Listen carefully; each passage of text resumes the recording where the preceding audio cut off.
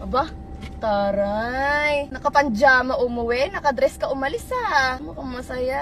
Anyway, ano nangyari sa closure niya ng ex mo? Ayun, worth it naman ng pag-shave. Ha? Pag-shave na. Nang damo ko down there.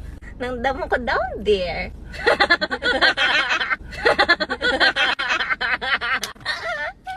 Aray, bakit ba? Ala ko, makaka-move on ka na. Galit na galit ka umalis. My God! Anyway, akala ko closure lang. Ano nangyari? Nag-close nga ako after kong i-open. I-open yung... Yung legs ko. Yung legs ko. Yung legs ko. Pare naman eh! Ano ba? Oh! Saya!